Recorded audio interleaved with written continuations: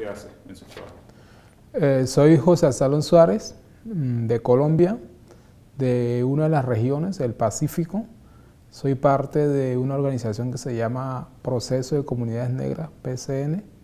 Esta organización se ocupa de trabajar por la reivindicación de los derechos territoriales a la identidad, a la autonomía del pueblo afrodescendiente. Dentro de la organización tengo el encargo de trabajar o de coordinar el tema de territorio y medio ambiente. ¿Y cuál es la conexión entre su trabajo y RRI? La conexión comenzó año y medio más o menos, creo casi 2 años, a través de una organización amiga nuestra en Colombia, ILSA, dado que el gobierno colombiano venía participando en las negociaciones globales de cambio climático y REDD. Y es un tema que tiene estrecha relación con los territorios nuestros en la región. Y nuestra participación estaba siendo ausente, no estábamos tenidos en cuenta.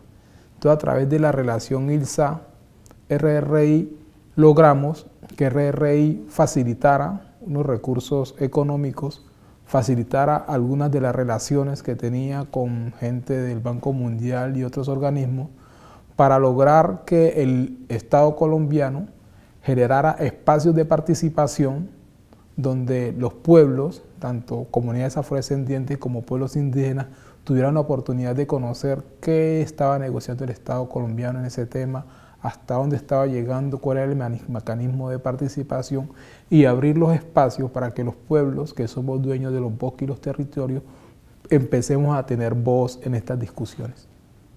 Porque hay una voz, o sea, ¿es fácil para una organización en Colombia decir todo lo que quiere decir? ¿O si una organización de fuera llega y ayuda un poco al proceso, eso es mejor, ¿verdad?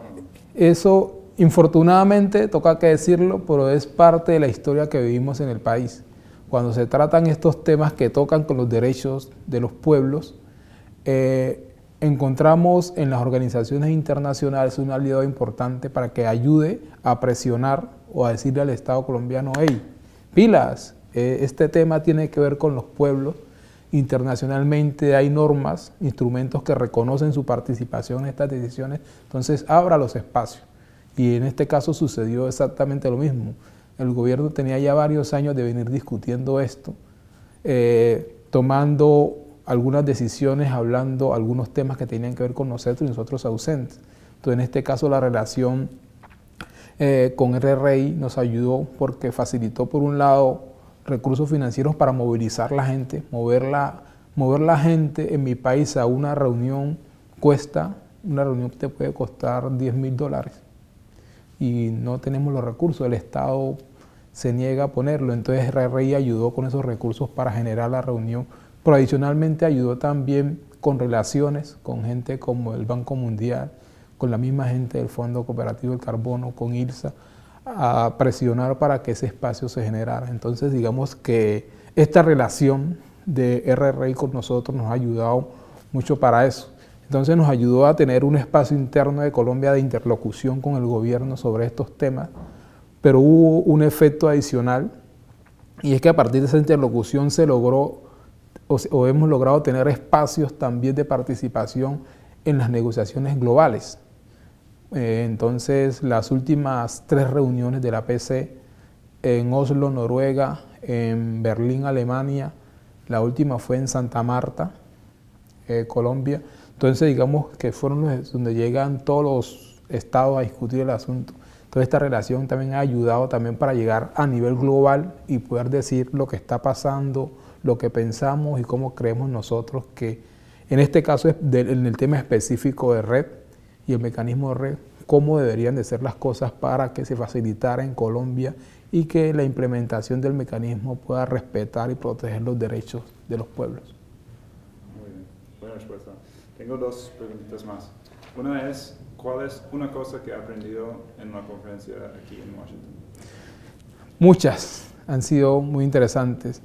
Una que es incluso le hacía una pregunta al señor Andy de RRI sobre el tema REDD, porque hay mucha incertidumbre si el mecanismo REDD va a funcionar o no va a funcionar, y si es necesario que las organizaciones y los pueblos sigamos poniéndole fuerza a un mecanismo. Y entonces surge un asunto muy interesante, y es que el mecanismo REDD surge como un mecanismo para reducir las emisiones de gas invernadero por deforestación y degradación. Pero en el camino se convirtió en un mecanismo financiero. Entonces, REDD sinónimo de captura de carbono en los bosques para luego vender créditos en comercios internacionales. Entonces, importante la claridad que se hace de las cosas que no teníamos tan claro en Colombia, o por lo menos yo, es que lo que eventualmente puede estar en crisis es el mecanismo financiero de créditos de carbono, porque no está claro cómo se mide el carbono, eventualmente no puede haber muchos recursos internacionales para pagar toneladas de carbono, no está claro si el mecanismo, cómo protege, respeta los derechos de los pueblos. Entonces, el ala, digamos, como económica financiera empieza a tener de pronto debilidades, pero el mecanismo, como un mecanismo que contribuye a la deforestación, que contribuye a la degradación y que incorpora mecanismos tradicionales de los pueblos de manejo de los bosques, es un mecanismo que puede ser vigente y que puede tener otra mirada. Creo que ese es un punto importante, ¿sí? Una variable clave que de pronto no la habíamos analizado en mi región y que puede ser clave para las nuevas negociaciones y discusiones que vamos a tener con REDD. Y lo segundo allí es que eso da la oportunidad para pensar de manera autónoma, ¿sí? Desde la perspectiva propia de los pueblos, cómo puede ser un mecanismo de reducción de emisiones coherente, ¿sí? Con el ambiente, con los derechos y sobre todo con un eventual beneficio económico para las comunidades donde se desarrolle la iniciativa. Muy bien. Bueno, para mí la última cosa, no sé si después de eso, si usted tiene otra cosa también lo puede decir, pero para mí sería interesante saber, como una frase o dos, cuando regrese a Colombia, después de todo lo que ha aprendido aquí, ¿qué va a hacer? ¿Cuál sería la primera cosa en su trabajo que ha cambiado?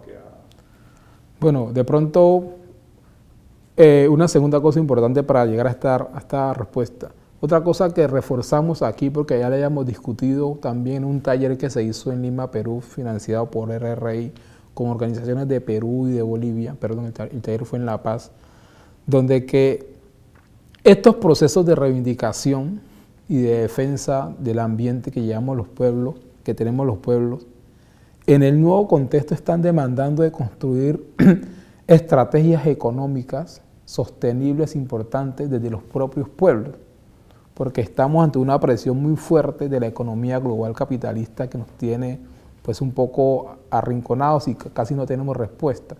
Digo esto para conectar, digamos, con la pregunta.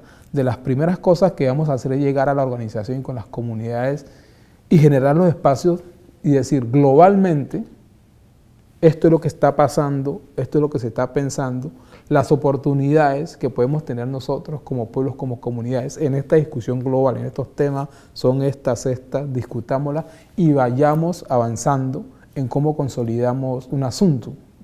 Porque se trata es de, a partir de toda esta discusión, por lo menos el foro del primer día, el diálogo fue muy interesante, los panelistas planteando frente a cada tema cuáles son las tendencias, hacia dónde va, cuáles son los actores, cuáles podrían ser las posibles estrategias de acción. Eso ayuda mucho para llevarlo. Obviamente, como son concesiones globales, toca que mirar a la luz de los contextos particulares cómo se aplican, porque no es lo mismo aplicarla en Perú o en Colombia, pero por lo menos está la idea general que te puede ayudar a definir una ruta. Entonces creo que es lo primero que hay que hacer, definir, bueno, estratégicamente por dónde puede ser, cuál es la mejor ruta, el mejor mecanismo para concretar los derechos territoriales, nuestros intereses frente a estas discusiones globales, cuáles son los actores, ¿sí?, que podemos hacer alianza, dónde podemos encontrar el financiamiento para avanzar. Pues dentro de eso, como lo hemos planteado, pues consideramos de que la plataforma o la coalición RRI es un aliado importante. Eventualmente dentro del presupuesto que pueda tener RRI, ¿qué tanto puede ayudar a financiar actividades, acciones que nos permitan a nosotros consolidar este proyecto de vida que tenemos como pueblos en Colombia? Muy bien. Bien. ¿Alguna otra cosa? Pues no he tenido la oportunidad de decirlo en la plenaria, pero agradecer a RRI. Creo que la relación de trabajo que hemos tenido en este tiempo ha sido muy importante para nosotros. Ha ayudado mucho a entender, a comprender situaciones, temas, ¿sí? A tener relaciones con organismos, con muchas personas que tienen relación con lo que hacemos, y que eso ayuda a impulsar que este evento en particular ha sido muy enriquecedor, muy interesante, y bueno, con la expectativa de poder poner en práctica en nuestra región muchas de las cosas que hemos aprendido. Que ahora tiene otros colegas que enfrentan las mismas cosas, pero en otros países, ¿verdad? En países diferentes. Sí, como Nepal. Nepal, India, República del Congo. China.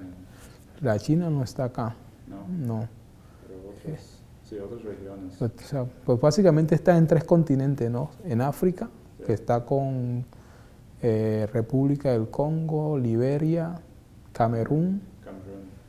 También en Asia, que está Nepal, y en América Latina, que está Bolivia, Perú, Colombia, Guatemala, Nicaragua.